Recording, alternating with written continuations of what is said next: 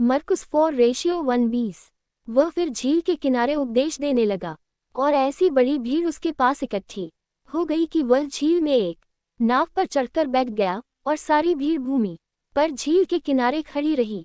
और वह उन्हें दृष्टांतों में बहुत सी बातें सिखाने लगा, और अपने उपदेश में उनसे कहा, सुनो, एक बोने वाला बीज बोने निकला।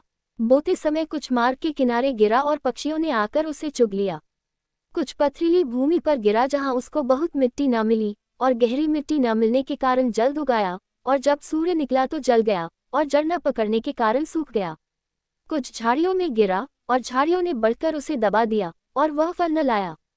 परंतु कुछ अच्छी भूमि पर गिरा, और वह उगा और बढ़कर फलवंत हुआ, और कोई 30 गुना, कोई 60 गुना और कोई 100 गुना फल लाया। तब उसने कहा, जिसके पास सुनने के लिए कान हो वह सुन ले। जब वह अकेला रह गया तो उसके साथियों ने उन 12 समेत उससे इन दृष्टांतों के विषय में पूछा। उसने उनसे कहा, तुमको तो परमेश्वर के राज्य के भेद की समझ दी गई है, परंतु बाहर वालों के लिए सब बातें दृष्टांतों में होती हैं, इसलिए कि वे देखते हुए देखें और उन्हें सुझाई न पड़े, और सुनते हुए सुने भी और न समझें, ऐसा न हो कि वे फिरें और क्षमा किए जाएं। फिर उसने उनसे कहा, क्या तुम ये दृष्टांत नहीं समझते? तो फिर और सब दृष्टांतों को कैसे समझोगे? बोने वाला वचन बोता है, जो मार्ग के किनारे के हैं जहाँ वचन बोया जाता है, ये वे है कि जब उन्होंने सुना तो शैतान तुरंत आकर वचन को जो उनमें बोया गया था उठा ले जाता है।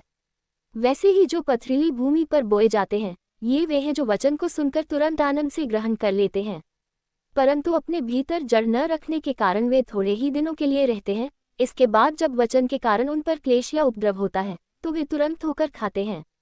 जो झाड़ियों में बोए गए ये वे हैं जिन्होंने वचन सुना, और संसार की चिंता और धन का धोखा और अन्य वस्तुओं का लोभ उनमें समाकर वचन को दबा देता है, और वह निष्फल रह जाता है।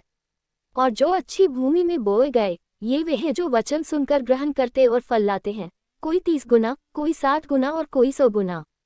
आमीन।